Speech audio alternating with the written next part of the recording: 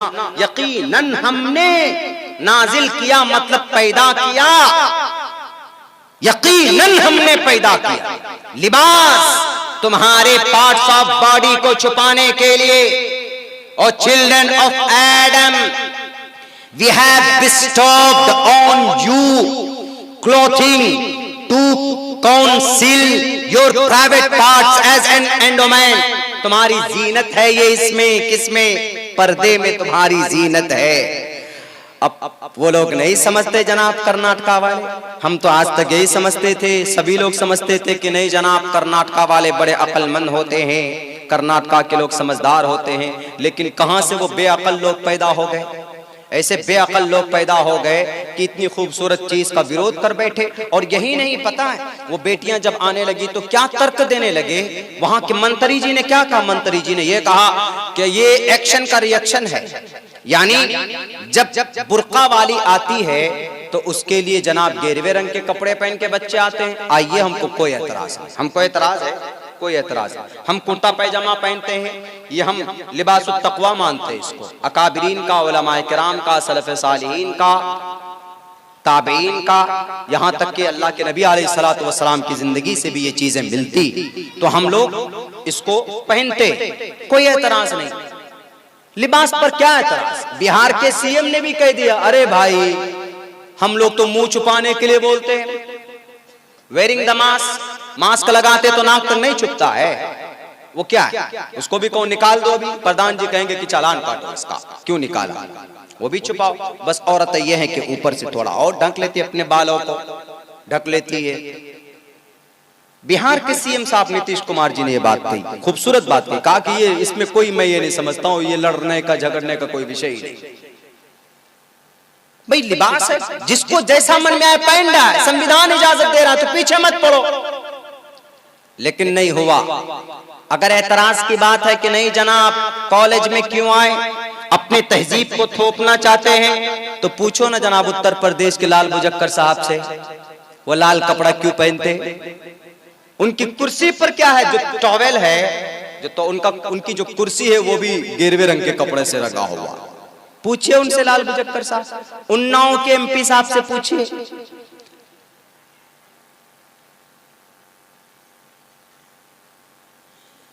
भारत हमें इजाजत देता है, इसी का मतलब तो है डेमोक्रेसी, इसी का मतलब है। लेकिन कुछ लोग अपनी रोटियां सेकने के लिए अगर ऐसा करेंगे तो आओ मोहम्मद रसूलुल्लाह की जिंदगी को देखो।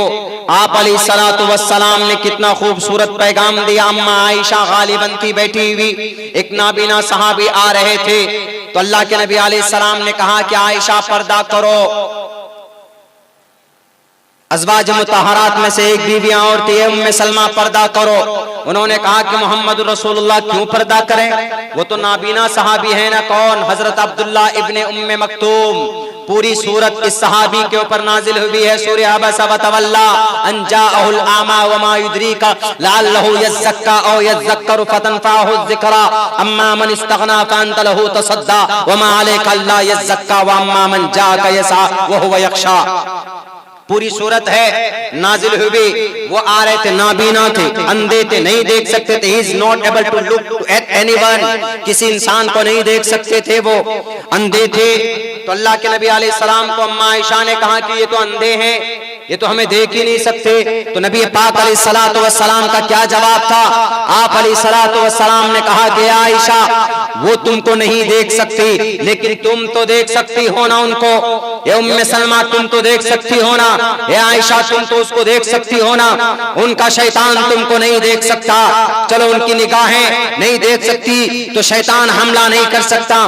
तुम्हारे पास, तुम्हारे साथ भी तो शैतान है, तुम्हारे पास भी तो ये आंखें हैं। शुरुआत तो आंखों से ही होती है ना, शुरुआत तो इन्हीं आंखों से होती है।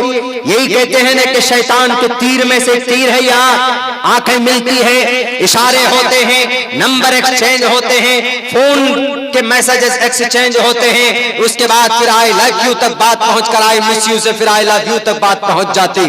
उसके बाद फिर रेप के घटना घटे जाते। मेरे भाइयों, ये शुरुआत इससे ये नैनों से, आंखों से शुरुआत हो जाती है। इसीलिए अल्लाह ने कहा कुल्लिल मुमिनीना यग़ुद्दू मिन अबसारिहिम, निगाहें नीची रखो, किसी पराया औरत की तरफ या कोई पराया औरत पराया मर्द की तरफ देखने की कोशिश ना करे। अल्लाह के नबी ने फरमाया कि तुम तो देख सकती हो ना आयशा, तुम तो नहीं हो ना अंधा, तुम नाबीना नहीं हो ना, तुम तो देख सकती हो ना। देखिए कितना अच्छा पैगाम है दुनिया वालों। ये किस लिए था? ये सिर्फ इसलिए था कि जिना के वारदात कम हो जाए।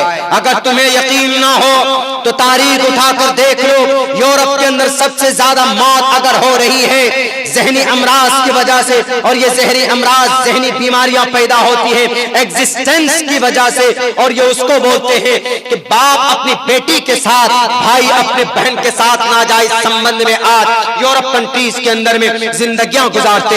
उसके बाद फिर बेटी की जिंदगी खराब हो जाती है, अब बहन की जिंदगी खराब होती है, उनका रिश्ता कहीं पर नहीं होता है, तो जहनी मर्ज में मुब्तला होकर अपने आप को सुसाइड कर लेती है, अपने आप को खुदकुशी करने पर मजबूर कर लेती, उससे मौत हो जाती। अल्लाह के नबी अलैहि सलाम ने बेहतरीन निजाम दुनिया को कायम करके बताया, अगर कोई औरत तुमको पसंद है तो तुम उसके गार्जियन से जाकर बात करो और उससे निकाह करो, जायज तरीके पर अपनी तुम रिश्ते इज़्दिवाज को आगे बढ़ाओ। तुम चाहे 100 मरतबा क्या, 300 मरतबा क्या, 500 मरतबा अपनी ख्वाहिश को मिटाना चाहते हो तो अपनी बीवी के साथ, इसलिए कि अल्लाह तबारक व तआला ने औरतों को पैदा किया तुम्हारी तस्कीन के लिए, तुम्हें पैदा किया औरत की तस्कीन के लिए। हुन्ना लिबासुल लकुम व अंतुम लिबासुल लहुन।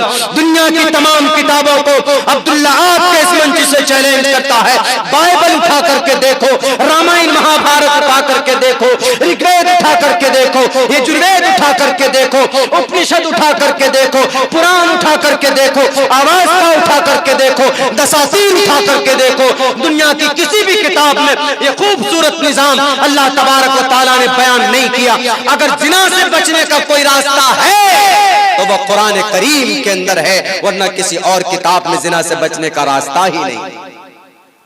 हर कोई रेप को गलत कहता है, यहाँ तक कि भारत के अंदर बड़े बड़े विद्वान हैं, वो कहते हैं कि हाँ रेप जुर्म है, रेप करने वाले को सजाए मौत होनी चाहिए। लेकिन जनाब रेप तो आखिरी स्टेज है, उससे पहले बचने का कोई ऑप्शन, किसी भी किताब से पूछिए, किसी भी स्कॉलर से पूछिए, किसी भी प्रोफेसर से पूछिए, वो यही कहेगा आई हैव नो आइडिया, हमें कोई खबर नहीं इस बारे में।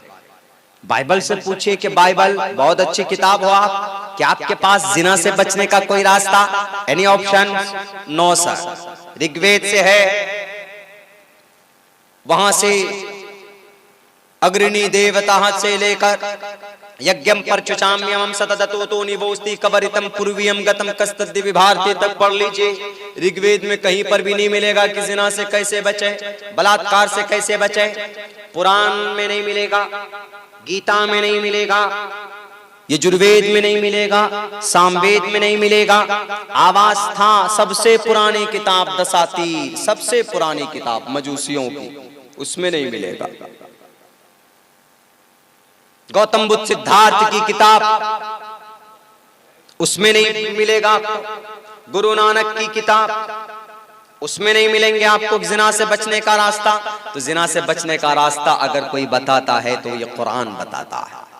क्या कहता है कि बेटियों, बेटों, समाज के बहनों, समाज की औरतों, माओ, सबको मुखातब करके, सबको टोटल ह्यूमन बींग्स को मुखातब करके कि अपने आप को कवर अप कीजिए, अपने आप को सेपरेट कीजिए। इतना बेहतर निजाम दुनिया के अंदर कोई माए का लाल लाकर सामने नहीं रख सकता जिना से बचने का, जितना बेहतर निजाम कुरान करीम के अंदर अल्लाह तबारक व तआला ने बयान किया। तो इससे ये बात साफ हो जाती है कि पर्दा, नकाब ये किसी की अपनी पर्सनल खेती नहीं है, ये अल्लाह का फरमान है। और हम मुसलमान तो उस पर अमल करते हैं ना, अल्हम्दुलिल्लाह। लेकिन क्या अभी आसाम गए हम, 3 प्रोग्राम हमारा अभी आसाम में था, तो आसाम गए तो वहां लास्ट प्रोग्राम में हमको 9 मिनट का एक वीडियो सुनाया गया।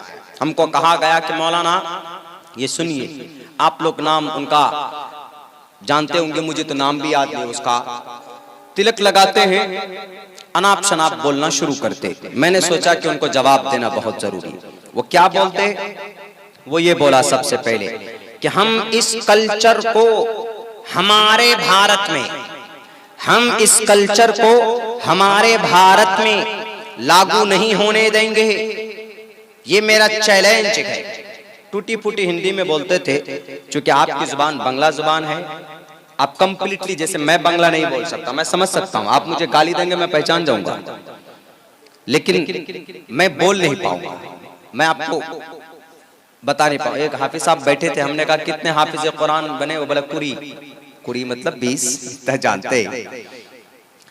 तो उनकी जुबान थोड़ी टूटी फूटी थी, वैसे उर्दू में हिंदी में गालियां दे रहे थे। वो बोल रहे थे हम इस कल्चर को हमारे भारत में, हमने कहा वाह भाई वाह, हमारे भारत में बोल रहे हैं, शायद उसको हिस्ट्री इतिहास पता नहीं हमारे भारत का।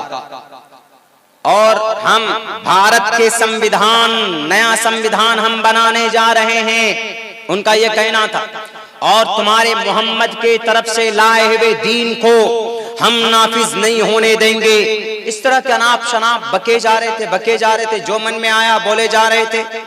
मेरे भाइयों, पहली बात, मोहम्मद रसूलुल्लाह सल्लल्लाहु अलैहि वसल्लम के तरफ से लाई हुई, उनकी तरफ से लाई हुई शरीयत नहीं है ये, उनके तरफ से लाए हुए ऑर्डर नहीं है ये, बल्कि हर ऑर्डर का मम्मा और मखरज अल्लाह तबारक व तआला का कुरान है, अल्लाह तबारक व तआला का फरमान।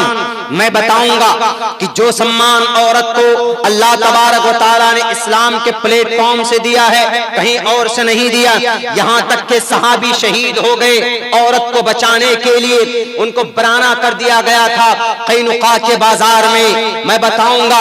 लेकिन उससे पहले मैं इतना कहना चाहता हूं कि अल्लाह के बंदो समझो, कुरान को, हिजाब को, नमाज को, अल्लाह तबारक व तआला के फरमान को, मोहम्मद रसूलुल्लाह सल्लल्लाहु अलैहि वसल्लम के सहाबी ऐसे थे कि औरत को इतना सम्मान देते थे, सच पूछिए तो आपके मंत्र पर आप अमल नहीं करते, आपके मंत्र पर हम अमल करते। इसलिए कि यत्र नारयस्तु पूजन्ते रमन्ते तत्र देवताः, औरत को सम्मान दो। एक सहाबी अपने आप को कुर्बान कर लेते हैं, उनको शहीद कर दिया जाता, लेकिन औरत को नंगा होने से, एक सहाबिया को बराना होने से बचाया। कब की बात है, जंगे बद्र हुए, जंगे बद्र जीतने के बाद अल्लाह के नबी घर पहुंचे ही थे, अभी अपने जंग के कपड़े नहीं उतारे थे। एक सहाबिया, एक औरत कबीले बनु कैनुका के बाजार में जाती, वहां पर एक यहूदी उस औरत के कपड़े को एक पेड़ से, एक खुंटी से बांध देता। जब वो औरत आती है तो वो कपड़ा खुल जाती, तो उस औरत की चीखें निकल जाती हैं, इसलिए कि वो पूरी बरहना और नंगी होने वाली होती। इनकी चीख सुनकर वो सहाबी देखते हैं, तो सहाबी ने देखा कि ये यहूदी, ये जोडाइज्म, ये शरारत कर रहा है, तो वो रुकते नहीं। वो फौरन अपनी तलवार को म्यान से बाहर निकाल कर उस नाजायज, उस हरामखोर, उस नालायक के, जिसने ये बदबख्ती की अपनी उस बेटी के साथ, अपनी उस औरत के साथ, समाज की उस बेटी के साथ, तलवार से उसकी गर्दन को तन से जुदा कर देते। उसकी चीख की वजह से सारे के सारे यहूदी जमा होकर उस सहाबी को शहीद करने, उसको शहीद कर देते, शहादत के दर्जे को पा लेते। लेकिन इतने में अल्लाह के नबी को खबर पहुंचती, अल्लाह के नबी फौरन आकर बोलते हैं कि तुमने नाजायज और हराम काम किया, तुमने एक बेटी की इज्जत को पहले उछाला इस चौराहे पर, जैसे उन यहूदियों ने उस बेटी को नंगा करने की कोशिश की, लेकिन वहां पर सहाबा थे, उनकी तलवार ने उनका मुकाबला किया। आज भी इन भेड़ियों के सामने, इन नाहंजारों के सामने, इन बेतहजीब लड़कों के सामने में एक बेटी सामने आई, उन्होंने उनके पीछे में नारे जय श्री राम का नारा लगाकर उनको नंगा और रुस्वा करने की कोशिश की, तो उनकी जुबान पर सहाबी का तलवार बनकर नारे तकबीर अल्लाहु अकबर का नारा बुलंद होकर उन जालिमों के मुंह बंद कर दिए, उनके मुंह, उनके गुंग हो गए, जुबानें गुंग हो गई, उनके रगे हमीयत नहीं फड़की कि हम कुछ कर पाए। क्यों? क्योंकि अल्लाह तबारक व तआला की तरफ से वो ताकत अलैहिस्सलाहु बिकाफिन अब्दा। जब अल्लाह तबारक व तआला की ताकत, अल्लाह के नाम को कोई बुलंद करता है तो अल्लाह तबारक व तआला की तरफ से ताकतें आती है। वो बेटी अकेली थी, लेकिन वह हक पर थी। भारत के कानून के एतबार से भी, हमारे शरीयत एतबार से भी वो सही जगह पर थी, इसीलिए कोई बाल उसका फेंका नहीं कर पाया, क्योंकि वो हक पर थी, हक परस्त थी। अल्लाह अकबर का नारा बुलंद करते हुए जैसे वहां पर उस सहाबी ने बातिल का मुकाबला किया, वैसे इस बेटी ने उस सुन्नत को यहाँ पर कर्नाटक के उस उदप्पी शहर के अंदर उस सुन्नत को उन्होंने जिंदा किया। मेरे भाई, अल्लाह के नबी ने तब कहा कि यहूदियों, तुमने एक बेटी को रुस्वा करने की कोशिश की, अब तुम्हारी खैरियत नहीं। प्रॉफेट मोहम्मद सल्लल्लाहु अलैहि वसल्लम ने हमला किया, तब कबीले बनु क़ैनुक़ा के ऊपर चढ़ाई की। लोग कहते हैं कि मोहम्मद तो जबरदस्ती चढ़ जाते थे किसी कबीले पर, नहीं, उनके इस जुर्म की वजह से उनको सजा दी गई थी, तब जाके ग़ज़वे बनु क़ैनुक़ा पेश आया था।